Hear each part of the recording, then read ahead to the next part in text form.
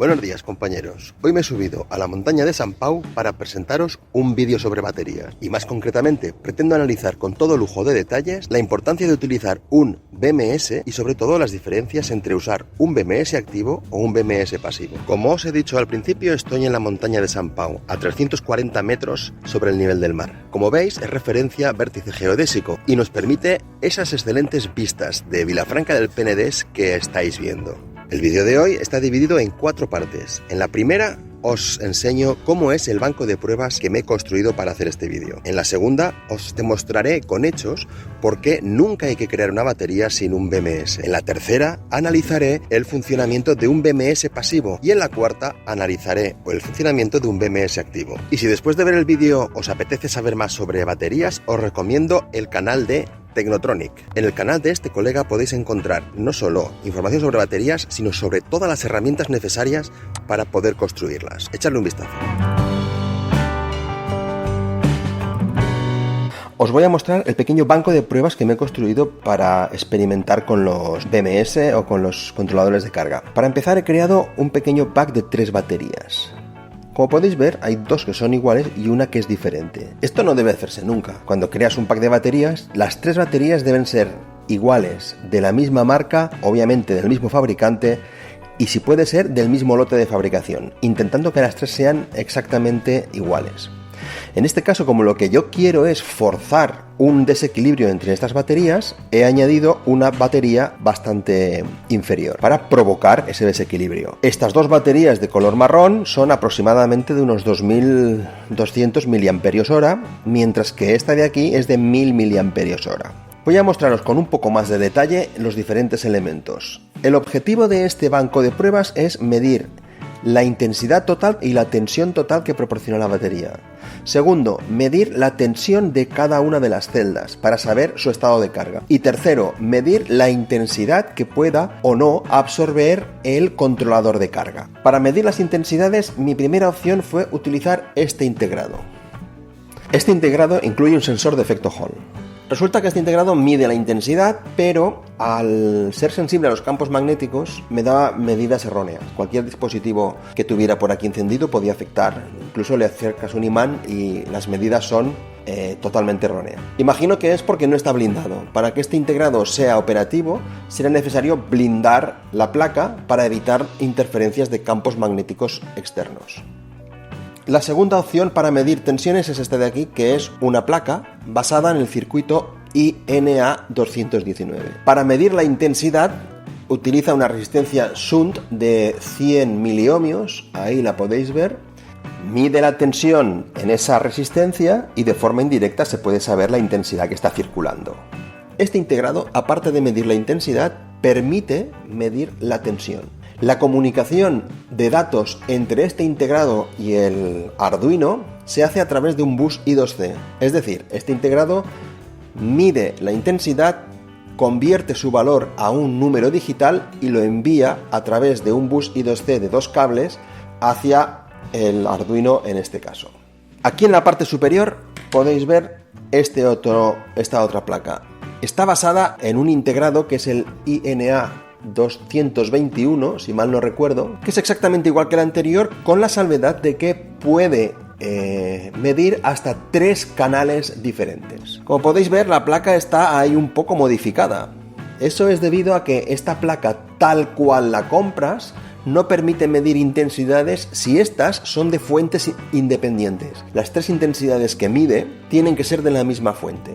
Eso es debido a que las masas de las 3 canales de medida están unidas entre sí. Para poder medir tensiones e intensidades independientes es necesario modificar la placa. Las instrucciones para modificar esta placa las encontré en el canal de YouTube de este colega, del colega RobotPad, que tiene este vídeo donde explica con toda claridad cómo se usa este integrado y cómo se puede modificar para medir intensidades diferentes. Os recomiendo que le echéis un vistazo. Está en inglés, pero se entiende muy bien porque está muy bien explicado todo el concepto y toda la modificación. Finalmente, los datos de intensidad y de tensión que miden estas dos placas, por el bus I2C, que son estos 2 cables de aquí blanco y negro, llegan al Arduino Y el Arduino lo que hace es enviarlos a través de Bluetooth al ordenador. En el ordenador tengo una pequeña aplicación, podríamos decir SCADA, que he hecho en lenguaje Processing, que me permite monitorizar las corrientes y las tensiones de las baterías. Por ejemplo, ahora mismo estamos viendo las tensiones de las 3 baterías tal cual están aquí, así como la tensión total. Como no tengo nada conectado aquí, no hay consumo. Pero si le conecto una carga, en este caso una bombilla de coche, veis cómo enseguida el valor de la carga aparece en la ventana de control. También puedo medir la corriente de carga en caso de que le conecte un cargador. Enseguida veo cómo se está produciendo la entrada de tensión y las cargas. Si os interesa, pondré datos sobre el código Arduino, los drivers necesarios para estas placas. Para esta de aquí ya se encuentra en la librería oficial de Arduino, en cambio para esta de aquí no, la descargo del enlace del colega del vídeo anterior. Y os pondré también el código Processing, para que le echéis un vistazo, que me permite dibujar aquella ventana SCADA que habéis visto. Solo un par de cosas. Este integrado que veis aquí, ahí como podéis ver pone VCC Logic 3,5 voltios. Pues bien, no le pongáis 5 voltios, porque yo creo que a este le he puesto 5 voltios y lo he roto. Ponedle 3,3 voltios. Las placas Arduino ya incorporan una salida de 3,3 voltios para alimentar este tipo de dispositivos. También vemos que la tensión máxima que puede medir es 26 voltios y la máxima corriente que puede medir es 3,2 amperios. A esta placa le pasa algo parecido. La segunda cosa es que he utilizado este módulo Bluetooth, os lo enseño, para comunicar los datos entre el banco de pruebas y el PC con el objetivo de proteger el PC. Podría haber utilizado el puerto USB para enviar datos al PC, pero esto establece una conexión eléctrica entre el banco de pruebas y el PC. Y no quiero que por un accidente la tensión o la intensidad que puede proporcionar las baterías acabe entrando por el USB al ordenador. Para ello utilizo este módulo Bluetooth y así puedo separar eléctricamente el banco de pruebas del ordenador y protejo al ordenador de un posible accidente. Para la prueba de descarga utilizaré una batería de resistencias y un medidor de descarga de baterías.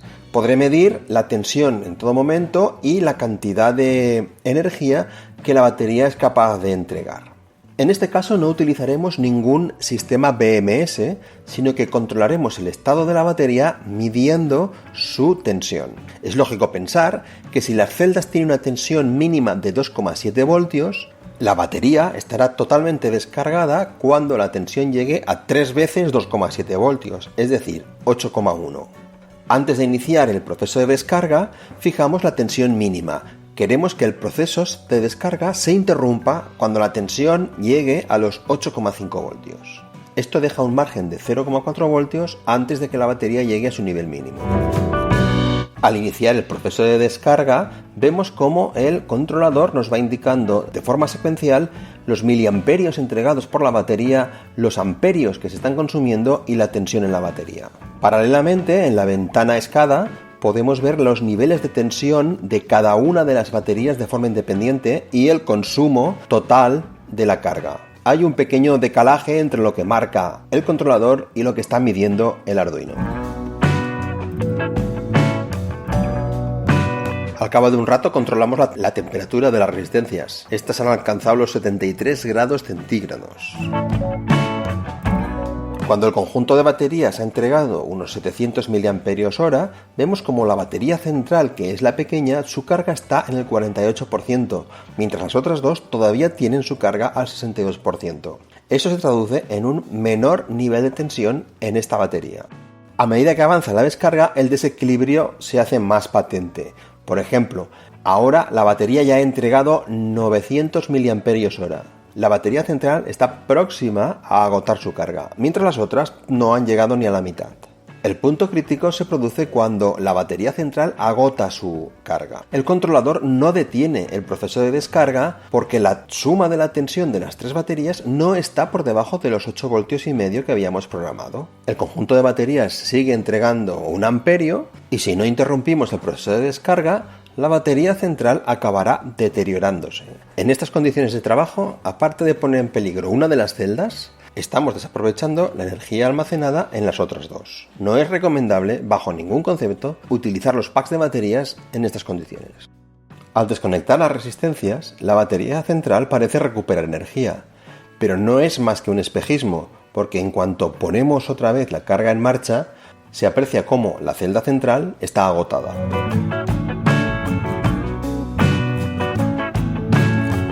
Veremos qué pasa con el proceso de carga de las baterías. Lo conectamos a un cargador, a una fuente de alimentación que tiene puerto de carga de baterías y lo que hacemos es programar una tensión de carga de 12,6 voltios y una corriente de carga de 1 amperio. Este tipo de baterías se cargan a intensidad constante hasta que se alcanzan los 12,6 voltios y a partir de entonces, con la tensión constante, se va reduciendo la intensidad hasta los 100 miliamperios. En ese instante se detiene el proceso de carga. Pasados algunos minutos, la celda central está casi plenamente cargada. El proceso de carga continúa con el riesgo de que la celda central se sobrecargue y supere su máxima tensión recomendable. Cuando esto ocurre, hay que detener el proceso de carga para evitar forzar la celda y que ésta se averíe o, en el peor de los casos, pueda provocar una explosión.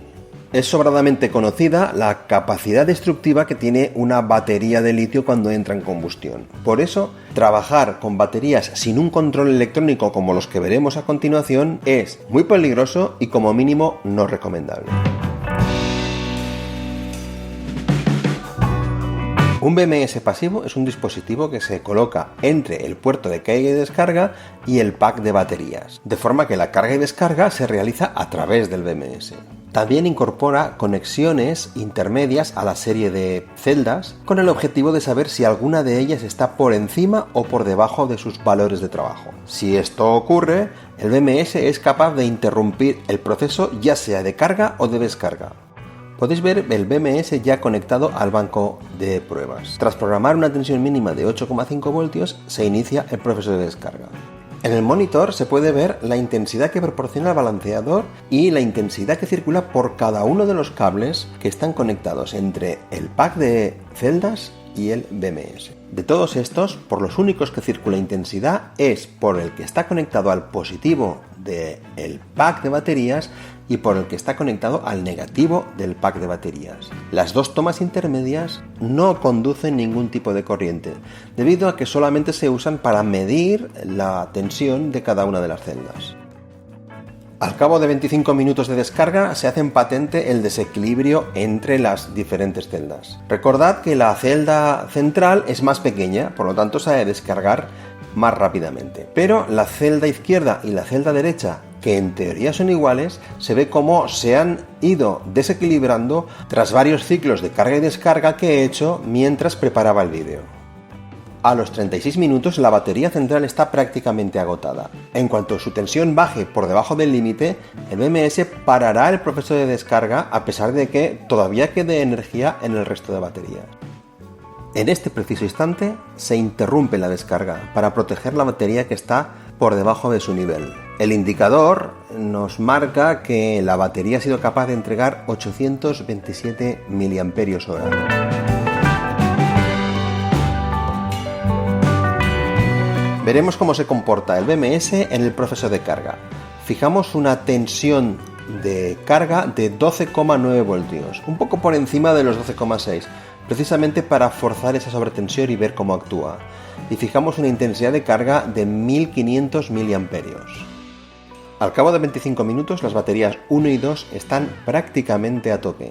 En cambio a la batería número 3 le falta un pequeño porcentaje para llegar al máximo. En cuanto alguna de las baterías supera el valor máximo definido por el fabricante del BMS, este interrumpe el proceso de carga. La fuente nos indica que la batería ha sido capaz de acumular 850 mAh, que corresponde con la energía que ha proporcionado en el proceso de descarga. Utilizando este dispositivo, protegemos cada una de las celdas que forman la batería, pero la capacidad total de la batería queda limitada por la capacidad de la menor de sus celdas. El BMS activo que estoy ensayando se conecta tal cual veis en este esquema. La carga y descarga se hace directamente desde el pack de pilas, por lo tanto el BMS no tiene la capacidad de interrumpir el proceso de carga o descarga. Luego, cada una de las pilas se conecta al BMS de forma independiente. Ahí veis un primer plano del BMS con los terminales donde va el negativo del conjunto y luego los positivos de cada una de las pilas. Para la prueba de descarga probamos la tensión mínima en 8,5 como siempre e iniciamos el proceso de descarga. Mientras las celdas están equilibradas, el BMS no realiza ninguna acción y las tres baterías entregan la misma intensidad, que es la que está consumiendo la carga. Podéis ver que es 1,55 amperios.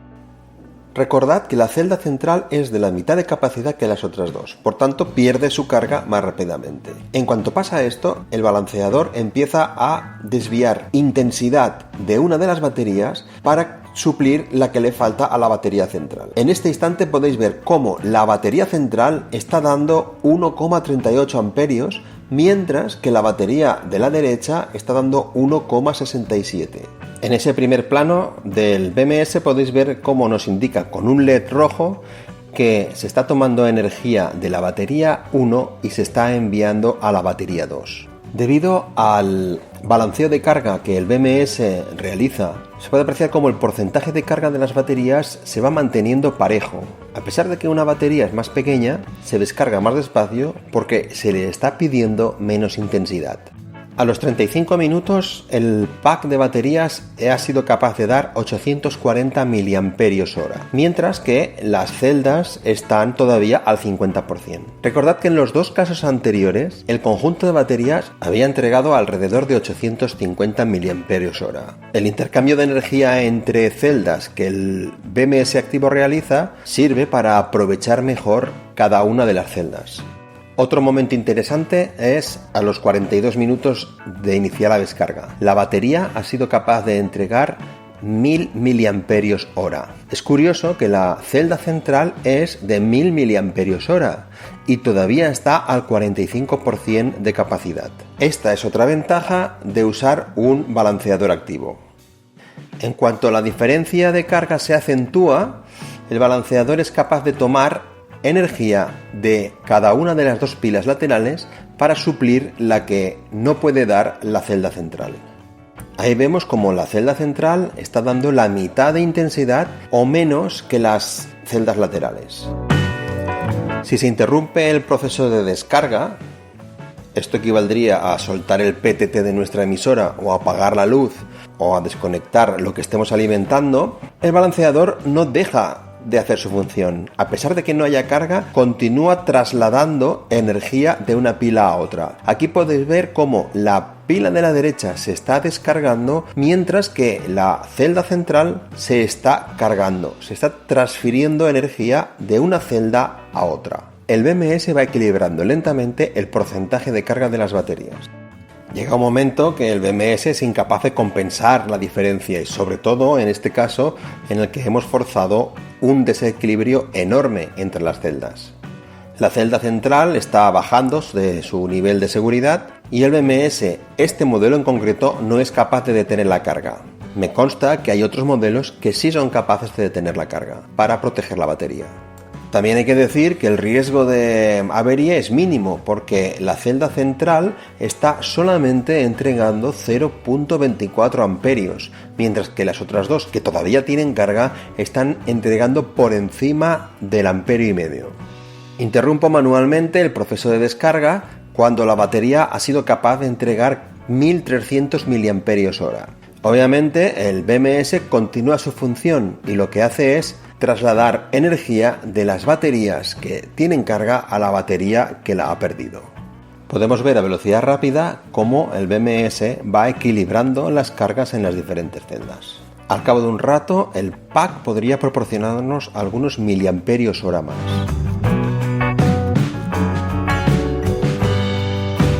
Vamos a ver cómo se comporta el BMS activo en el proceso de carga.